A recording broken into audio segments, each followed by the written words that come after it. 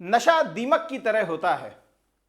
जैसे दीमक धीरे धीरे पूरी लकड़ी को खा जाती है, उसी प्रकार नशा धीरे धीरे पूरी मानव बॉडी का भी सर्वनाश कर देता है।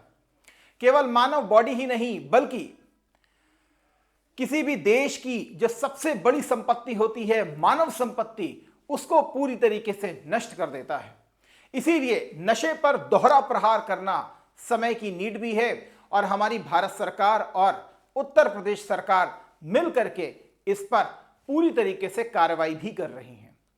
इसी संबंध में हाल ही में उत्तर प्रदेश में आगरा यूनिट के द्वारा एंटी नारकोटिक्स टास्क फोर्स के द्वारा एक बहुत बड़े अंतर्राज्यीय गिरोह का भंडाफोड़ भी किया गया और बहुत सारे लोगों को अरेस्ट भी किया गया, उनकी संपत्ति को भी सीज किया गया। आखिर अरेस्ट करना एनडीपीएस एक्ट के थ्रू किया गया, जो 1985 का एक्ट है। उसी प्रकार उनकी संपत्ति को सीज करना सफेमा एक्ट के तहत किया गया। आखिर ये क्या है एनडीपीएस एक्ट और क्या है सफेमा एक्ट, जिसके तहत Uttar Pradesh narcotics task force के द्वारा कार्रवाई की गई, सारी बातों की आज आपसे चर्चा करेंगे। ये बेसिकली टॉपिक हमारे उत्तर प्रदेश पेपर 5 की इंटरनल सिक्योरिटी से तो जुड़ता ही जुड़ता है। आप इसे जीएस पेपर 3 के साथ भी पूरी तरीके से जोड़ सकते हैं।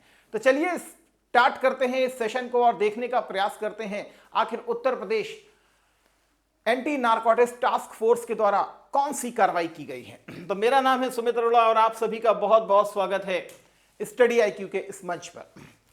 फिलहाल आप देख सकते हैं एक अंतरराज्यीय मादक पदार्थ तस्करों पर एएनटीएफ की बड़ी कार्रवाई। ANTF anti narcotics task force जो कि गठित ही इसलिए की गई है ताकि वो ड्रग से संबंधित जितने भी रैकेट हैं उनका पर्दाफाश कर सके, उनकी रीढ़ की हड्डी को तोड़ सके। अंतरराज्यीय अर्थ है कि एक राज्य से दूसरे राज्य। असल में ये जो कार्यवाही की गई है वो बेसिकली बिहार से डोडा की तस्करी करके हरियाणा तक पहुंचाने का मामला है। अब ये डोडा क्या होता है? डोडा कुछ नहीं है, आपने अफीम को देखा होगा। अफीम को जब निकाल लिया जाता है तो उसके कुछ बीज बच जाते हैं। इसी बीज को बाद में सुखाया जाता है, इसका पाउडर बनाया जाता है और इसे मार्केट में बेचने का प्रयास किया जाता है। लेकिन ये एनडीपीएस एक्ट के तहत बेसिकली एक प्रतिबंधित पदार्थ होता है। ये शराब से बहुत सस्ता होता है, इसीलिए समाज के उन छोटे वर्गों तक अपनी पहुंच बना सकता है और उनको नशे का एक बहुत बड़ा लती बना सकता है। इसीलिए इसे एनडीपीएस एक्ट के तहत डोडा को प्रतिबंधित किया गया है एक जगह से दूसरी जगह परिवहन करने के लिए। उसी डोडा की खेप को पकड़ा गया आगरा एएनटीएफ यूनिट के द्वारा। तो यहां पर अगर आप देखें तो यहां पर एक एक्ट भी लगा हुआ है जिसका नाम है सफेमा, जिसे आप यहां पर पढ़ रहे हैं SASPM, और यहां पर दूसरा नाम जो लिखा हुआ है वो लिखा है एनडीपीएस एक्ट 1985 का। दोनों की चर्चा करेंगे आपसे और देखने का प्रयास करेंगे। यहां पर अगर देखें तो anti narcotics task force Agra unit जो है नशा मुक्त उत्तर प्रदेश की कार्रवाई मुहिम के तहत बेसिकली एक बहुत बड़ी कार्रवाई की गई है और इसके तहत 2 एक्ट लगाए गए। एक तो है सफेमा का एक्ट, दूसरा है आपका ये 1976 का एक्ट है और दूसरा जो है वो एनडीपीएस एक्ट 1985 का एक्ट है। दोनों में क्या अंतर है उसको भी अभी आपके साथ थोड़ी देर में देखने का प्रयास करेंगे। लेकिन सबसे पहले ये जानते हैं, अच्छा, इसकी जो भी पीडीएफ है वो बेसिकली मैं अपने टेलीग्राम चैनल पर आपको शेयर कर दूंगा। और ये बेसिकली हमारा पेपर 5 पेपर 6 का एक कोर्स है, क्योंकि आप सभी बच्चों के बीच में एक बहुत बड़ी डिमांड होती है कि सर पेपर 5 और पेपर 6 का हमें कोई एक अलग से मॉड्यूलर कोर्स प्राप्त हो जाए तो बहुत आसान हो जाए हमारी इस जर्नी की। हमारा यूपीएससी के भी बहुत सारे ब्रदर सिस्टर्स जो होते हैं उनकी मेन आकांक्षा यही होती है कि हम पेपर 5 और पेपर 6 को पूरी तरीके से कमांड कर सकें। तो आप सभी के लिए बिल्कुल हमने सुविधाजनक एक रिकॉर्डेड बैच ये निकाला है। ये रिकॉर्डेड बैच निकाला है जो बिल्कुल लेटेस्ट है, बिल्कुल लेटेस्ट ये बैच है। तो अगर आप पेपर 5 और पेपर 6 का कोई भी बैच लेना चाहते हैं तो ये आपको रिकॉर्डेड प्राप्त हो जाएगा बेसिकली 15 दिसंबर से। जब भी इस बैच को परचेस करना हो तो आप मेरे इस कोड को यूज कर सकते हैं जिसका नाम है साई लाइफ। तो इससे आपको मैक्सिमम डिस्काउंट तो मिल ही जाता है और मैं आपके साथ पूरी तरीके से पेपर 5 को डील भी करता हूं। ठीक है, तो आखिर पहली चीज है कि ये डोडा होता क्या है। तो डोडा मैंने आपको बता दिया, ये एक प्रकार के अफीम जो होती है उसी के ही सूखे बीजकोश होते हैं। अफीम को निकाल लिया जाता है और बीजकोश को सुखाया जाता है, पीस करके इसको सुखा करके ये चूरा जो है इसको बेसिकली मार्केट में सप्लाई करने का प्रयास करते हैं। यही एक नारकोटिक पदार्थ होता है और इसे एनडीपीएस एक्ट के तहत एक प्रतिबंधित पदार्थ माना गया है। इसका व्यापार करना प्रतिबंधित है। अगर इसका कोई व्यापार करता है तो फिर उसको अरेस्ट यहां पर किया जा सकता है। तो इस एक्ट का मुख्य उद्देश्य क्या है, यहां पर आप देख सकते हैं। ये जो आपका डोडा है, ठीक है ना, हाँ यहां पे आप देखेंगे, थोड़ा सा पीछे हो गया, माफी चाहेंगे। ये जो एनडीपीएस एक्ट 1985 का लगा हुआ है, एक्चुअल में ये क्या एक्ट कहता है, ये एक सेंट्रल गवर्नमेंट का कानून है जो कहता है नशीले पदार्थ और साइकोट्रोपिक, जो बिल्कुल दम मारो दम मिट जाए गम, देखी होगी पिक्चर, इसको कहते हैं मनभावन पदार्थ। ये मनभावन पदार्थ होते हैं। इसका किसी भी प्रकार का उत्पादन, व्यापार, भंडारण, बिक्री, तस्करी, इन सबको पूरी तरीके से यह कंट्रोल करता है, पूरी तरीके से कंट्रोल करता है। इसका आप अवैध व्यापार किसी भी प्रकार से नहीं कर सकते हैं। तो इस एक्ट में का उद्देश्य क्या है, एनडीपीएस एक्ट 85 का, तो नशीले पदार्थों के व्यापार को रोकता है, नशे के दुरुपयोग को रोकना इसका काम है, इसका तस्करी को रोकना और साथ में संगठित अपराध को रोकना इसका काम है।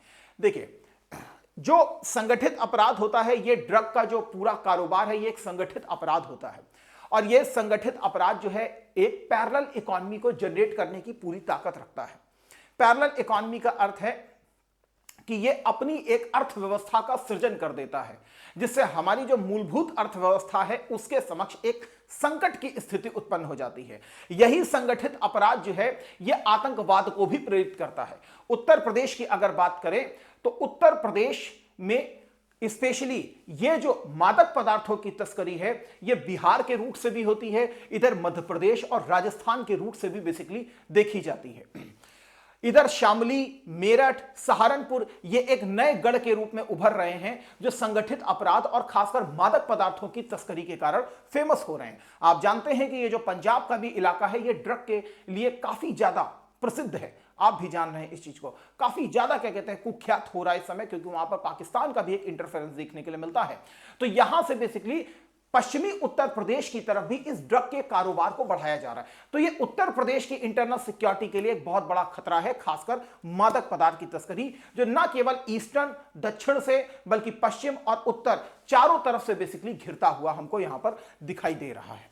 ठीक है, सामान्य जनता को नशे से सुरक्षित रखना और साथ ही जो अंतर्राष्ट्रीय नशा नियंत्रण संधियां हैं उसको पूरी तरीके से पालन करना इसका उद्देश्य होता है। जिस किसी को भी एनडीपीएस एक्ट 1985 के तहत गिरफ्तार किया जाता है, उठा करके जेल में भेज दिया जाता है। तो अब इसका मेन कारण है अपराधी को उठा करके पूरी तरीके से जेल में भेज देना। लेकिन सर उसका क्या, जो उसने अभी तक इतना ड्रग से पैसा कमाया उसका क्या होगा? अरे भाई, उसके लिए स्पेशली एक एक्ट लागू किया गया भारत सरकार के द्वारा जिसका नाम है SAFEMA act, smugglers and foreign exchange manipulators for feature of the property act 1976। यह कहता है कि एनडीपीएस एक्ट या नशा पदार्थों के द्वारा जो भी पैसा कमाया जाता है उस पैसे को पूरी तरीके से सीज कर देना, उस पैसे को पूरी तरीके से सीज कर देना। तो दोनों ही एक्ट मिल करके नशे की रीढ़ की हड्डी तोड़ते हैं। 76 का यह कानून है, तस्करी से अगर पैसा कमाते हैं या फिर फॉरेन एक्सचेंज मैनिपुलेटर्स, विदेशी मुद्रा में अगर हेरा फेरी, हवाला हवाला, इन सब से भी अगर कोई पैसा कमाया जाता है तो उसको भी इसी में ही बेसिकली टारगेट किया जाता है। जैसे एनडीपीएस एक्ट जो है वो अपराधी को जेल में भरता है, वैसे ही ये अपराधी की जो पूरी की पूरी इनकम होती है, बेनामी इनकम होती है, या उससे संबंधित जहां जहां पर ऑफिसर्स को यह संदेह होता है कि हां इसके नाम पर यह संपत्ति की गई है, तो उन सारी संपत्ति को यहां पर सीज कर दिया जाता है। तो दोनों तरीके से इसमें किया जाता है। तो अवैध रूप से जो भी अर्जित संपत्ति होती है उसको टारगेट किया जाता है। और सबसे बड़ी बात, जो उत्तर प्रदेश में अभी कार्यवाही की गई है खासकर आगरा यूनिट के द्वारा, नारकोटिक्स यूनिट के द्वारा, उसके तहत इन दोनों एक्ट के तहत कार्रवाई की गई है। लगभग 2,80,00,000 रुपया सीज कर दिया गया प्रॉपर्टी को। ठीक है, तो अपराधों पर प्रहार करने के लिए बेसिकली इसको बनाया गया है। तो यह सफेमा एक्ट किन किन चीजों पर, किन किन पर लागू होता है? कॉफे पोसा एक्ट पे भी लागू होता है।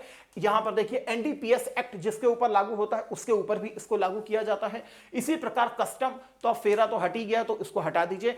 ऐसे व्यक्ति के जो भी रिश्तेदार हों उनके पास अवैध संपत्ति हो उसको भी बेसिकली ये टारगेट करता है। यह केवल अपराधी तक सीमित नहीं होता है बल्कि उसकी पूरी आर्थिक श्रृंखला को तोड़ देता है। जो पैरेलल इकोनॉमी और काले धन की सृजित करने वाली इकोनॉमी होती है उसको पूरी तरीके से तोड़ देता है। बेनामी ट्रांजैक्शन एक्ट को भी यह टारगेट करता है। अगर सही सोर्स आप नहीं बता पाए अपनी इनकम का तो आपकी इनकम को सीज कर दिया जाएगा। यहां पर आपको दिख रहा होगा कि यह अपराध को दंडित करता है, यह पूरी संपत्ति को जब्त करता है, यह व्यक्ति को जेल जुर्माने तक सीमित करता है, यह पूरी आर्थिक ऋण को उसकी तोड़ देता है, यह पूरा अपराध को रोकने पर केंद्रित होता है, यह उसकी संपत्ति को अटैच करने पर केंद्रित होता है। तो यह बेसिकली उत्तर प्रदेश जो एंटी नारकोटिक्स टास्क फोर्स है उसने एक प्रकार की कार्यवाही की जिसके द्वारा उत्तर प्रदेश में बढ़ता जो मादक पदार्थों का संग्रह है उसकी रीढ़ की हड्डी को तोड़ने के लिए उत्तर प्रदेश सरकार केंद्र सरकार के कौन से एक्ट को बेसिकली उत्तर प्रदेश में लागू कर रही है, इसके बारे में मैंने आपको बताया कि एनडीपीएस एक्ट और सफेमा एक्ट जो है कितनी बड़ी भूमिका निभा रहे हैं इस समय उत्तर प्रदेश में मादक पदार्थों की तस्करी को रोकने में। आई होप सो ये लेक्चर आपके लिए फ्रूटफुल रहा होगा। अपने वैल्यूएबल कमेंट को जरूर दिया करिए और आपकी क्या आकांक्षा है किन टॉपिक्स को पकड़ा जाए, उनके ऊपर वीडियो बनाया जाए, वो भी आप हमें जरूर बताने का प्रयत्न किया करें। तो इन्हीं शब्दों के साथ सेशन को यही विराम देते हैं। Thank you. जय हिंद, जय भारत, वंदे मातरम।